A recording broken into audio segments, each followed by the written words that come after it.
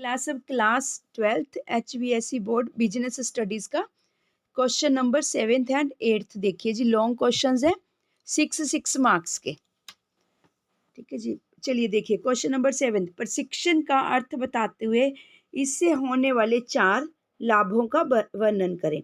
Answer देखिए जी, प्रशिक्षण क्या होता है? ट्रेनिंग देना। ठीक है जी, ट्रेनिंग से रिलेटेड क्वेश्चन है।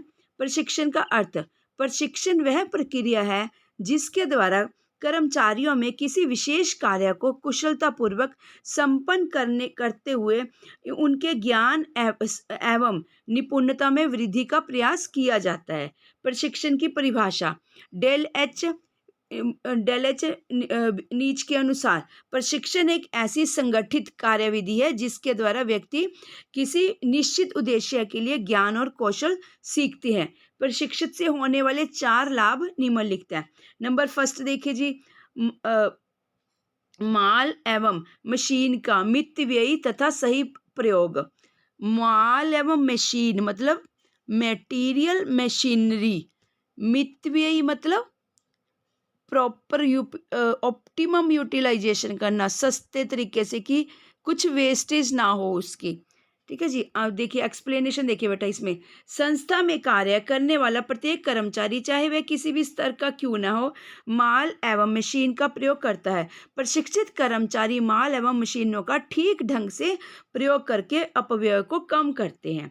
नंबर सेकंड, उत्पादन की किस्म एवं मात्रा में सुधार। प्रशिक्षण द्वारा माल की किस्म एवं मात्रा में सुधार संभव होता है जिसके परिणाम स्वरूप उत्पादन लागत में कमी आती है।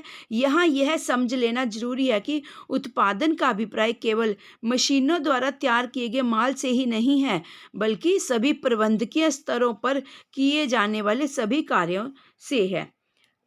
नेक्स्ट पॉइंट देखिए जी, कार्यक्षमता एवं कुशलता में वृद्धि। कार्यक्षमता एवं कैपेसिटी, काम करने की कैपेसिटी। ठीक है जी, अगर साफ सुथरा इन्वायरमेंट होगा, बीच में डिस्पोज ऑफ वाला जो सामान डिस्पोज ऑफ करने वाला बीच में नहीं होगा, तो और ज़्यादा कैपेसिटी काम करने की, ठीक है जी, बढ़ेगी। और कुशलता, स्किल, ठीक है जी, कुशलता और ज़्यादा एफिशिएंसी आएगी काम करने में। प्रशिक्षण में किसी विशेष प्रशिक्षण में किसी विशेष को, विशेष तो नहीं बच्चे, एक मिनट, प्रशिक्षण में किसी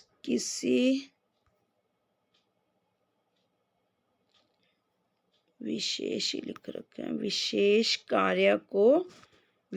कार्य को विधि पूर्वक करने की कला। ठीक है, विशेष कार्य को विधि पूर्वक करने की कला सिखलाई जाती है। इससे कर्मचारियों एवं कुशलता में वृद्धि होती है। ठीक है, मतलब कि प्रॉपर, जैसे कि देखिए मान लो कि पेन है, पेन की प्रोडक्शन फैक्ट्री ही लगाई, सपोज ऑफ दैट, है ना जी। देखो हमें पता है पेन की प्रोडक्शन फैक्ट्री लगाने के लिए, मैन्युफैक्चरिंग प्लांट एस्टैब्लिश करने के लिए क्या चाहिए? उसकी रबड़ चाहिए, उसका लेड चाहिए, इंक चाहिए। उनको सिस्टमेटिक वे से कि भाई छोटा सा नंबर, स्टेप नंबर 1 के पे हमने प्लास्टिक का सेटिंग एस्टैब्लिश करके उसके बाद उसकी इंक का सेटिंग करी हुआ कि भी प्लास्टिक का वो बाहर वाला आउटर कवर तैयार होकर आएगा, उसके बाद उसकी फीलिंग कर दी जाएगी। पर फीलिंग करने से पहले उसका लेड लगाना जरूरी है ना, नहीं फीलिंग करेंगे तो इंक तो मे बी लीक फिर होती रहे, पर उसका लेड लगाएंगे। ठीक है, जो टिप होती है उसकी वो अटैच करेंगे, फिर उसके बाद हम उसकी इंक की फीलिंग कर देंगे, फिर कैपिंग करेंगे। ठीक है, इस तरीके से सेटिंग करके सारा सामान सिस्टमेटिक वे से, मतलब जो उसकी मशीनरीज वगैरह वो एस्टैब्लिश करना, सो दैट कि लेबर का भी टाइम वेस्ट ना हो और प्रोडक्शन भी टाइमली रेडी हो जाए। ठीक है जी, बाजार मूल्य में वृद्धि। प्रशिक्षित ट्रेंड कर्मचारियों का बाजार मूल्य अधिक होता है। बाजार मूल्य अधिक होने का अभिप्राय यह है कि उन्हें दूसरी संस्थाएं अधिक पारिश्रमिक यानी कि सैलरी वगैरह, ठीक है, देखो याद रखना, सैलरी बात करते हैं हम, एम्प्लॉयज़ को सैलरी दी जाती है। ठीक है, इनडायरेक्ट एक्सपेंसेस के अंडर आता है। तुम टैली वगैरह सीखोगे ना बेटा, ग्रुप से heads is the most important thing. ठीक है, मैंने टैली की, जीएसटी की, ये सभी वीडियोज सेपरेटली बनाकर कुरुक्षेत्र यूनिवर्सिटी का, ठीक है, मेरा मेन फोकस रहता है बेटे कुरुक्षेत्र यूनिवर्सिटी का या फिर HB CBSE बोर्ड से रिलेटेड, बस ये HBSC, CBSE, कुरुक्षेत्रा यूनिवर्सिटी का B.Ed, M.Ed का ये सारा कंटेंट्स अपलोड करने की पूरी ट्राई करती हूँ। ठीक है जी। अभी PS पंजाब एजुकेशन बोर्ड का नहीं कुछ भी अपलोड करा, आने वाले टाइम में उसका भी कुछ ना कुछ अपलोड करेंगे। तो मैंने टैली का, GST का ये भी सारा अपलोड किया हुआ है सीक्वेंस बनाकर प्लेलिस्ट में। ठीक है जी। टैली का ग्रुप से हेड्स का भी मैं अपलोड करूँगी, क्योंकि बहुत सारे ग्रुप हेड होते हैं जो तुम बच्चे टैली अकाउंट्स का पैकेज सीखते हो। उसमें ग्रुप से हेड्स की नॉलेज ही सबसे मेन नॉलेज होती है कि डायरेक्ट एक्सपेंसेस कौन से हैं, इनडायरेक्ट एक्सपेंसेस कौन से होते हैं, फिर उनको बाइफरकेट करना। फिर कुछ some of the heads already tally के अंदर ऑलरेडी एग्जिस्ट करते हैं, पर कुछ हेड्स हमें क्रिएट करने पड़ते हैं अकॉर्डिंग टू अवर नीड।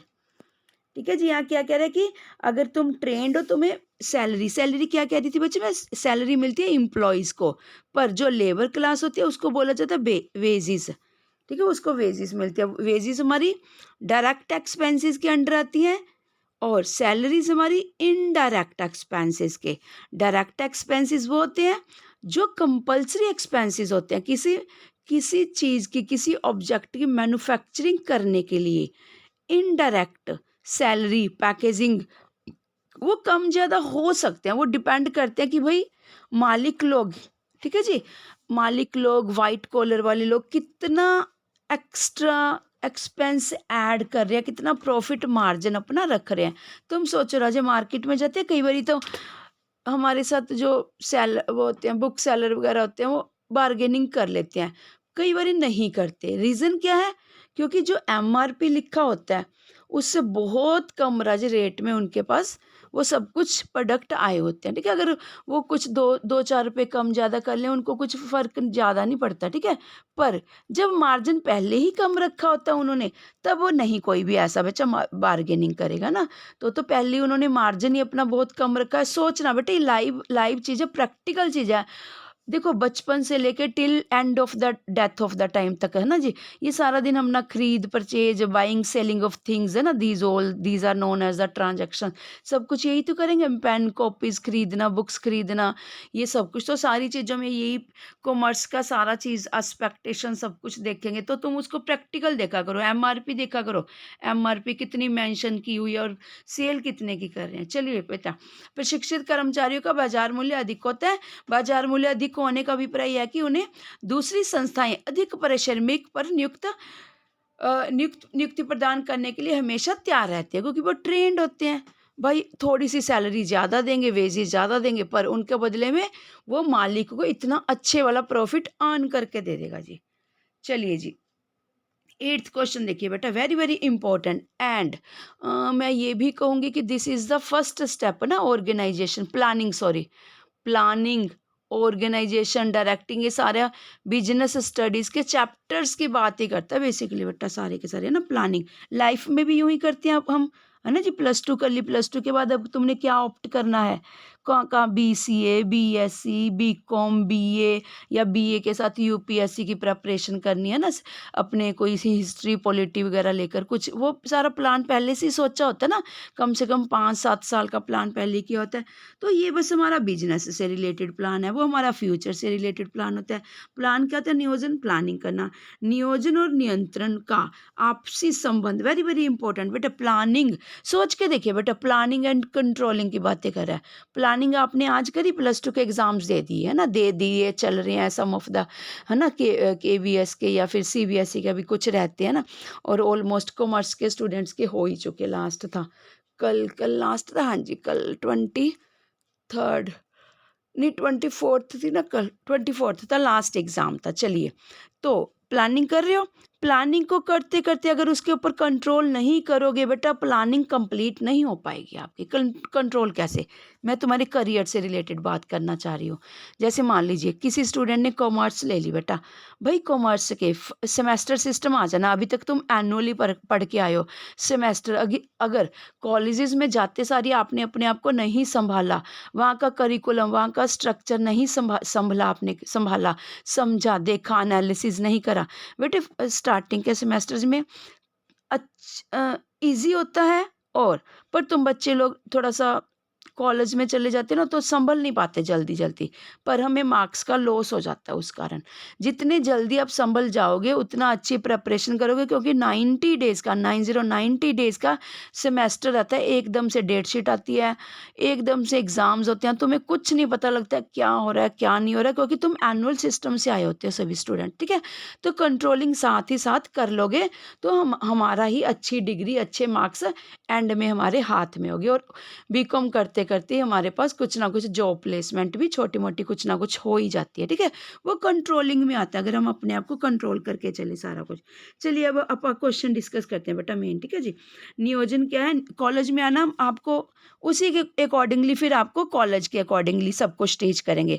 अभी तक हम आपको स्कूल के अकॉर्डिंगली टीच कर रहे थे, ठीक है जी। स्कूल का काम खत्म, अब कॉलेज के अकॉर्डिंगली आपको फर्स्ट डे से ही बहुत मोटिवेट किया जाएगा एज अ मेंटर टाइप। नियोजन क्या है? नियोजन और नियंत्रण का आपसी संबंध स्पष्ट कीजिए। आंसर, नियोजन का अर्थ, यह प्रबंध का वह कार्य है जिसमें लक्ष्यों का, ऑब्जेक्टिव्स का, एम्स का निर्धारण करना तथा उन्हें प्राप्त करने हेतु की जाने वाली विभिन्न एक्टिविटीज को सम्मिलित किया जाता है। इसके अंतर्गत यह निश्चित किया जाता है कि क्या करना है, कैसे करना है, कब करना है तथा किसके द्वारा किया जाना है।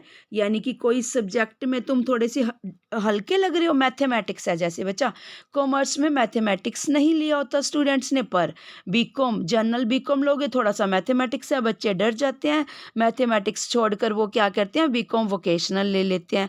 पर अगर बीकॉम वोकेशनल लेना तो अपना डिटरमिन करके चलना कि भाई BCom vocational, computer vocational, vocationals में भी बहुत सारे सब्जेक्ट हैं, अकेला कंप्यूटर नहीं है, टूरिज्म क्या, मार्केटिंग का, बहुत सारे हैं, ठीक है जी।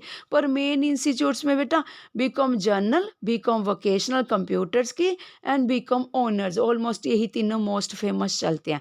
बीकॉम वोकेशनल कंप्यूटर्स कौन बच्चे लेते हैं? जिनको होता है कि बीसीए करनी है या फिर ये कंप्यूटर्स की लाइन में रहना है, सेम सेम थिंग्स रहती है ऑलमोस्ट, ठीक है। तो अगर बीकॉम वोकेशनल कंप्यूटर्स लेते हो तो वहाँ पर आपको पूरा अच्छे से कंप्यूटर पे फोकस करना था, तुम्हारी स्पेशलाइजेशन कंप्यूटर्स की लाइन में होती जाती है। अगर बीकॉम जनरल करते हो तो आप सिंपल से, मतलब ना बहुत सारा आपको कंप्यूटर्स पढ़ना पड़ता है, ना बहुत सारा आपको मैथमेटिक्स, थोड़े थोड़े सब्जेक्ट, थोड़े स्टैटिस्टिक्स हो गया, मैथमेटिक्स हो गया, माइक्रो मैक्रो हो गया, कनेक्टिविटी सारी +2 के सब्जेक्ट से चल के ही जाएगी, ये बात याद रखना, ठीक है जी। तो यहाँ पर कह रहा है कि जिस सब्जेक्ट में तुम्हें कमी लगती है वही सेपरेट से ट्यूशन्स ले लो, वर्चुअल क्लासेस अटेंड कर लो, अपनी अन अकेडमी, बायजूस हैं या फिर खान सर हैं, जो भी बेस्ट लगता है। बट हम स्पेसिफिक नहीं कहेंगे किसका अडॉप्ट करो ना, जो भी आपको कंटेंट्स जिसका अच्छा लगता है। चलिए, सारे यूट्यूबर्स अच्छा कंटेंट डिलीवर करने की कोशिश करते हैं बेटा, ठीक है। नियोजन की परिभाषा, हैमन के अनुसार क्या किया जाना है, इसका पूर्व निर्धारण ही नियोजन है। नियोजन एवं नियंत्रण में संबंध, अब देखिए, नियोजन एवं नियंत्रण के संबंधों को निम्नलिखित 2 भागों में बांटा जाता है। फर्स्ट, नियोजन एवं नियंत्रण एक दूसरे पर निर्भरता, डिपेंडेंसी। प्रबंध के नियोजन एवं नियंत्रण कार्यों में गहरा संबंध है। इनके संबंध के महत्व को दर्शाते हुए प्राय कहा जाता है कि नियोजन नियंत्रण के अभाव में अर्थहीन है और नियंत्रण नियोजन के अभाव में अर्थ अंधा है। भाई दोनों डिपेंडेंट है, जब एक पहलू के 2 सिक्के, हेड एंड टेल, ठीक है जी। हेड एंड है ना, वो हेड को टेल, टेल को हेड के बिना थोड़ी हम अलग कर सकते हैं, टॉसिंग करते हैं जब कॉइन की। सेकंड पॉइंट देखिए जी, नियोजन एवं नियंत्रण में विभिन्नता, वो डिपेंडेंसी दिखा दी, अब दोनों में सेपरेशन बता रहा है। यह ठीक है कि नियोजन एवं नियंत्रण एक दूसरे के बिना अपूर्ण एवं प्रभावहीन है, लेकिन इसका अर्थ यह नहीं है कि इनके बीच कोई अंतर नहीं है। इनके बीच मुख्य अंतर निम्नलिखित है। नियोजन आगे देखना है जबकि नियंत्रण पीछे देखना है। नियोजन प्रबंध की प्रक्रिया का पहला कार्य है तथा नियंत्रण अंतिम। नियोजन तो पहले ही बना ली प्लानिंग की, बीकॉम बीएससी क्या लेनी है, अब नियंत्रण तो बच्चे तुम्हारे हाथों में है ना, तुम उसको कैसे, जैसे इको नहीं पढ़ के आते बेटे, देखो HBSC में इको नहीं होती किसी भी स्टूडेंट्स के पास, किसी भी नहीं, मतलब बहुत ठीक है। सीबीएसई ने तो देखो कंपल्शन कर किया, सीबीएसई ने तो काम ही खत्म कर किया कि भाई इको बहुत इंपॉर्टेंट सब्जेक्ट है, हर स्टूडेंट को बेटा पढ़नी चाहिए जो इको है। जो मैथमेटिक्स के हैं, जो बहुत इंटेलिजेंट है, जिनको लगता है भाई मैं मैथमेटिक्स में अच्छा हूँ तो ले लेनी चाहिए ना, अडॉप्ट कर लेनी चाहिए। पर सीबीएसई ने एक बहुत अच्छा और काम कर दिया, कोर मैथमेटिक्स और अप्लाइड इम्प्लीमेंट करके ये बहुत ही बढ़िया कर दिया कि भाई मैथमेटिक्स भी एज वेल एज इको की तरह कंपल्सरी सब्जेक्ट कर दिया उन्होंने कि भाई तुमने मैथमेटिक्स भी लेना। ये बहुत ही अच्छा स्टेप लिया बेटा, क्योंकि देखो मैथमेटिक्स क्या चीज़ है, तुम अब डर जाओगे 9th 10th मतलब 11th 12th में मैथमेटिक्स, 11th 12th में मैथमेटिक्स भी लेनी चाहिए और इको भी। दोनों क्या करती है बेटे, इको तो जी की है अपनी, मैथमेटिक्स क्या है, लॉजिकल रीजनिंग है ना जी, रीजनिंग एबिलिटी, ये सारा मैथमेटिक्स जो हम कॉम्पिटिटिव एग्ज़ाम्स के लिए कंपलसरी है। तो आपको ये सीबीएसई है, एचबीएसई है, +1 से ही उन्होंने ठान लिया कि भाई बच्चे को रेडी करते चलते हैं। क्योंकि देखो हर एक का अल्टीमेटम एम तो यही कि कॉम्पिटिटिव एग्ज़ाम्स में अपीयर हो ना जी। सीईटी अब आ चुका है, देखो सीईटी का भी यही फंड है ना जी। बेटा मैं डिस्कस करती रहूँगी, मेरा हमारी पूरी फैमिली का मोटिव भी यही है कि बच्चों को जितना कंटेंट्स डिलीवर कर सके अच्छे वाला, फ्रूटफुल, है ना जी, फ्री बिल्कुल ही, कुछ ऐसा हमारा ये मोटिव नहीं है कि कुछ चार्ज करना, नहीं, सब कुछ फ्री ऑफ कॉस्ट। चलिए 7th 8th बेटा डिस्कस कर लिया, ठीक है। किसी वीडियो में मैं सीईटी के बारे में भी डिस्कस करूँगी, सीईटी हो गया और अपना सब अपलोड करके बेटे, सीईटी का भी करके और सीए फाउंडेशन के पेपर्स भी अपलोड करके, वो भी मेरे से क्वेरी करा करो बच्चे, कमेंट्स के थ्रू या ईमेल कर दिया करो, ठीक है। ईमेल कर दिया करो, उसके तो द्वारा भी आप क्वेरी कर सकते हो अगर आप कमेंट्स में नहीं कुछ अच्छा समझते आप, ठीक है जी। चलिए बेटा, थैंक यू बेटा। मैंने 7th एंड 8th 2 अपलोड कर दिए बेटा, 2, ठीक है। हमारा कोशिश है बेटे सीईटी का पेपर हम सब बच्चों को मोटिवेट करें, जैसे भी जिस भी तरीके, ठीक है। हमारे पास हार्ड कॉपीज़ हैं सीईटी जो बच्चे दे चुके हैं ऑलरेडी, कि हम उनको मोटिवेट करें कि भाई कौन सा क्या पढ़ना होता है बेटा, 10th एंड 12th तक का सिलेबस, 10th तक का ही मेन मान के चलिए।